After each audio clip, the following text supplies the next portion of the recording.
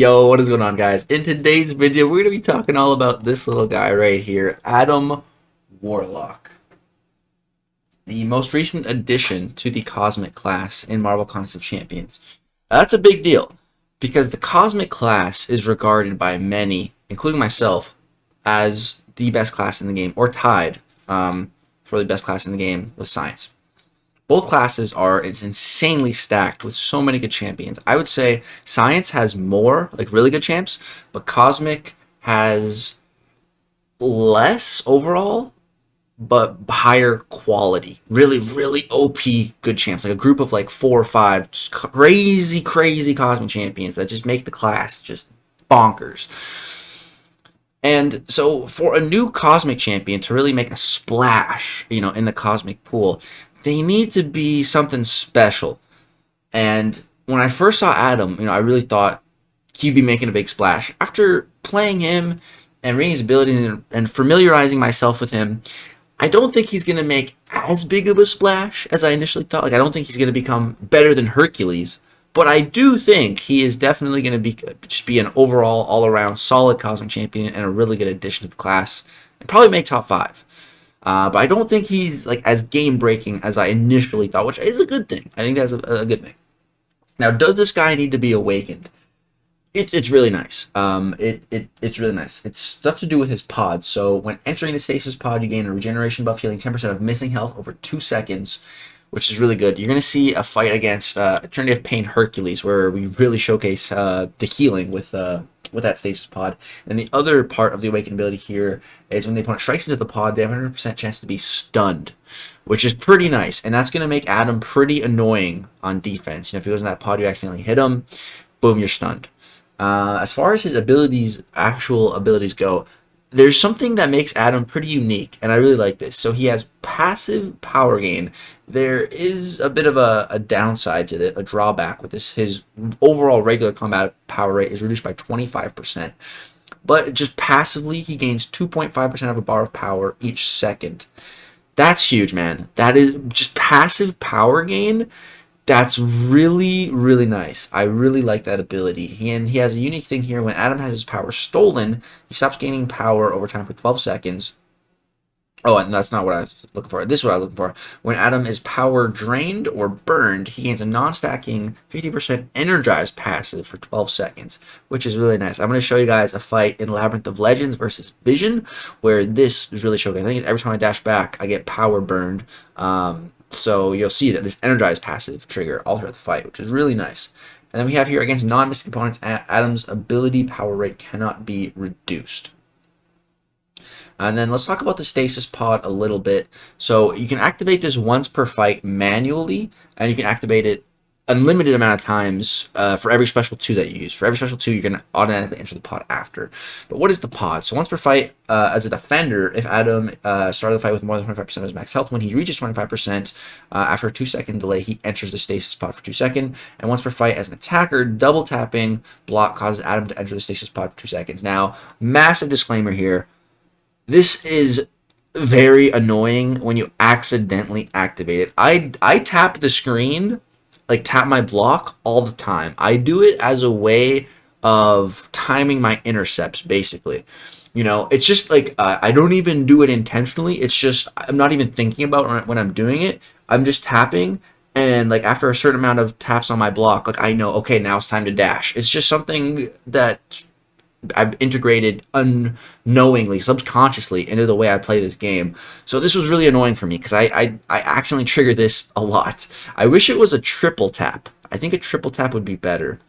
And then while in the stasis pod, we get all these crazy effects. So you're locked into place and cannot use any attacks or be interrupted.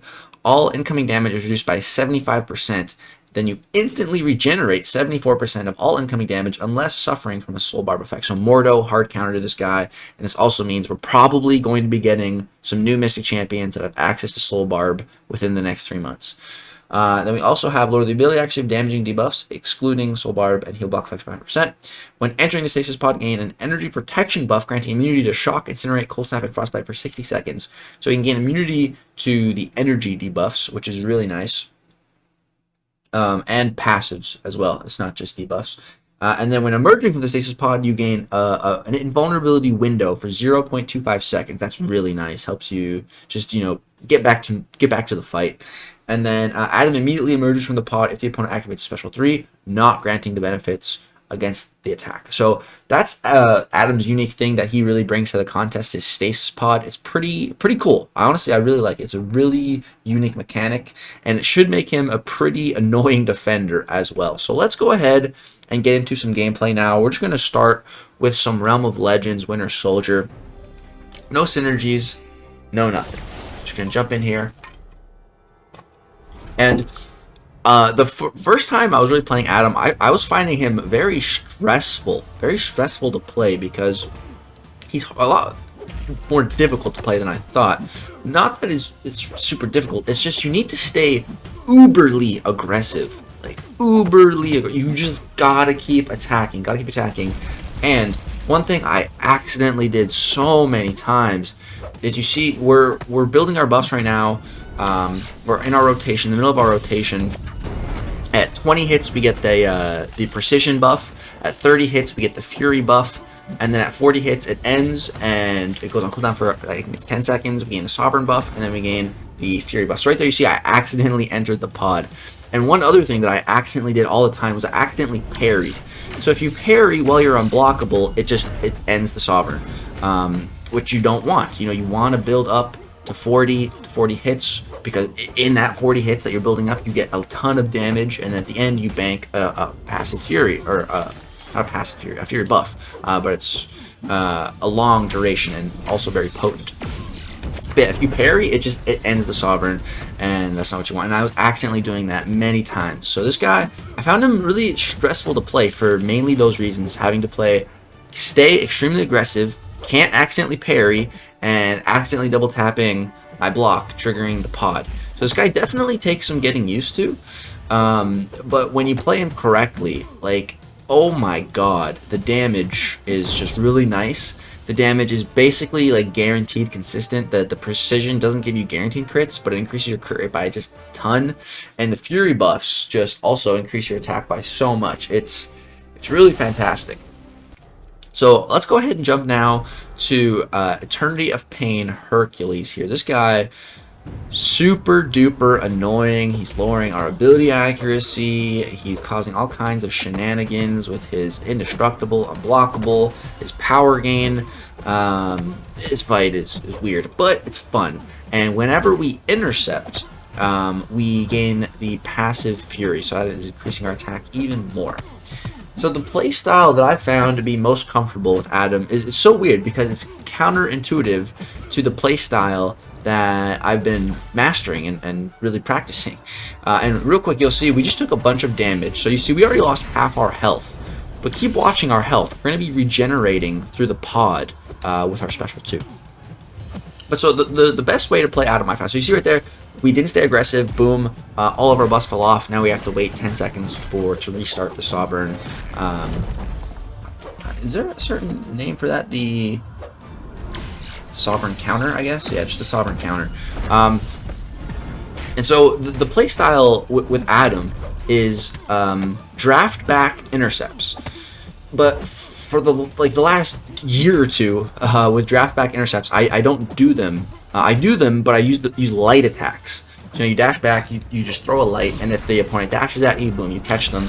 If they don't dash at you, you have enough time to react. But with Adam, doing that doesn't really work, because if they don't go for the intercept, then you wasted so much time. Boom, your sovereign counter is going to fall off. So I found the best way to play him was just to actually go for medium draft back intercepts, which is more risky. But with Adam, you're unblockable, so that takes away a lot of the risk. And I just found that to be the most consistent way to play him, to really maintain the sovereign counter and for it to not fall off. So boom, you see here we have 2 Furies going. We're hitting 19k mediums. We also have we have like 3 Furies, also a Fury passive. Just so many Furies going on right now. We've healed back some health. Also from, I guess, his Infuriate. We've also been taking damage from the degen as well. But yeah, the stasis pod just feels incredible. Like it feels so good. I would compare it kind of to Kitty Pryde's phasing, or Hercules' immortality. But you only get it once per fight, where you can manually activate it, and it's only triggering after special 2. So it's not nearly as, I'd say, overpowered as Kitty and Hercules' abilities, but still very powerful when you are able to utilize it. And you can see we took down this Hercules pretty quick. We just got to go through one more phase of these buffs, well, these indestructible and blockable, and then boom, it goes down. So that fight took me, I think that was like my 3rd or 4th attempt. The first attempt, I got him super low. I'm like, okay, I know I can solve this fight. The next 2 attempts were horrible. But that one was a good one, so I was really happy with that. And then this fight I recorded a while ago. I recorded this 2 weeks ago now at this point. Those other 2 fights I recorded today. This fight I recorded 2 weeks ago, when it was like one of the first days when I got to really be testing Adam. I just kind of jumped into Labyrinth of Legends and just started kind of going to town. So here with this vision, if our power completely empties to 0, something bad happens. I'm not even sure what it is. Something bad though. And every time we dash back, I believe we get power burned a little bit. It's just a small amount, or power drained a bit. So let's see here. When I dash back, and you'll see, yeah, see right there, I dash back, we get power drained a little bit, and then we trigger that energized passive, which is really nice. I'm a really big fan of that energized passive. I think that's just a beautiful thing baked into his kit. Also, 2 other things that I think just really make Adam incredible are the 2 debuffs that he applies. So right here you see Vision has a debuff on him right now. I believe it's a taunt. Taunt is incredible. However, I feel like Adam's taunt isn't the best, but he kind of has like a built-in taunt with his pod. Like every time I throw my special 2 and I activate the pod, it seems the defender just always wants to throw their special, which is a good thing. And then also, when you're in between sovereign counters, you see Vision gets an Intimidate debuff. So that makes him turtle up and become passive, which is exactly what you want, because when the cooldown for the sovereign counter ends, you want to start a new counter, and the best way to do that is just by hitting into the opponent's block, and that'll build you start it right at 10, I believe, in the counter. You can also throw a special 2 into their block as well. So, like, those debuffs just really, like, look at this. He's intimidated here, boom, he turtles up, I start hitting his block, boom, we can just get the next sovereign counter going. So I'm a really big fan of those 2 pieces of abilities put into his kit. I think it really makes him such a more well-rounded character, because it really helps you manipulate the AI, which can be very important when the AI is just being a jerk and not wanting to help you. And so here you can see we've gone through a couple sovereign cycles now. Boom, we're hitting 32,000 medium attacks.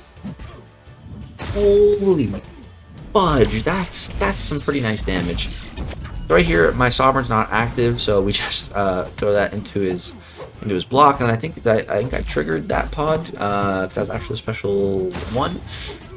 And boom, now we go ahead and start a fresh counter, and then I like to throw my special 2s when I have I feel like the best time to throw a special 2 is like right at after 30 hits in the sovereign counter, because at that point you'll have the precision and the fury, so you'll basically have very high crit rate and very high damage, so it's great. For the most part, I really personally, I remember watching the deep dive and watching Karate Mike play Adam, and I saw him going for just L1s. Personally, I'm not a big fan of throwing the special 1 in his rotation, just because I think the special 2 is so powerful, granting the pod every time. So personally, I much prefer to play Adam with just going for special 2s. And then you can go for the special 3 as well. All it's going to do is give you a fury buff. It's a max stack of 1, and it lasts for 60 seconds. But I think those furies and the fury that you gain from completing a sovereign counter are the same. Not entirely sure, but I'm fairly sure on that. But yeah, here you'll see I throw the special 2 at 34. So boom, all of these hits get the full damage. Boom, we're hitting damage caps, 50k. Like, oh my god. And I think the one thing I could do a lot better is throw more heavy attacks. I saw another thing that I saw Karate Mike doing a lot of in the deep dive gameplay, something that I should add to my playstyle more. So I guess there I triggered the pod. But yeah, definitely should be throwing more heavy attacks. Yeah, so there was my manual trigger of the pod. And so you see that gives me that little teal looking debuff right by the Furies. That's the energy countering debuff. That makes us immune to Incinerate, Cold Snap, Shock, all that stuff, all that fun stuff. And yeah, dude, there's Vision in Labyrinth of Legends, man. We made quick work of that guy. That fight was let's see, how much health did this guy have? I'm not even, oh, whoops. Let's see, Vision had, let's see that health on him. I think it's like 3.3 million. 3.3 million health. Gone in, how much time did that fight take? It was 4 minutes. So 3 million health gone in 4 minutes. And like, it just, the play style on Adam, I really like it. You know, like I said, it's a bit stressful. And it makes me have to fight my natural instincts to parry and to tap my block. But once you kind of get used to that, he feels really, really solid to play and very fun. Very fun to play. Like I said, I don't think he's as overpowered as I initially thought. So I'm not even really worried about him being rebalanced at all. I really don't think there's a need for him to be rebalanced. I think he's pretty well built. I think he's an excellent addition to the Cosmic class. Definitely a top 5 contender. And yeah, I think they did a fantastic job on Adam Warlock. That is going to do it for my my initial video on him for the CCP. Hope you guys did enjoy. I really hope to get him as a 6-star as well. He will probably be my 3rd rank 5 Cosmic Champion if I can get him. If I can't get him, probably be Hercules. But if I can, I would really like to take this guy to rank 5. I think he'd be a really solid champ for Battlegrounds. And yeah, on offense and defense, I think he would be really good 2-way champ. Definitely better on offense. I don't think he's quite to the same defensive level as Hulkling or Gallon, but I think he could put in, I think he definitely could be annoying on defense, especially with that pod, and especially if there was like any kind of increased power gain in any given meta. I think that's where Adam would really shine, because just more power, maybe more special 2s, more pod entering, more annoyingness. But yeah, guys, that is going to go ahead and do it for this video. If you did enjoy, I would really appreciate you dropping a thumbs up. Subscribe if you want to see more content. What do you think of Adam Warlock? Also, if you saw Guardians of the Galaxy Volume 3, what did you think of him in the movie? Personally, I really liked the very first scene where he appeared. They were playing a good song, and it started off the vibe right in the movie. But yeah, that's new. Thank you so much for watching. Hope you did enjoy. Peace out.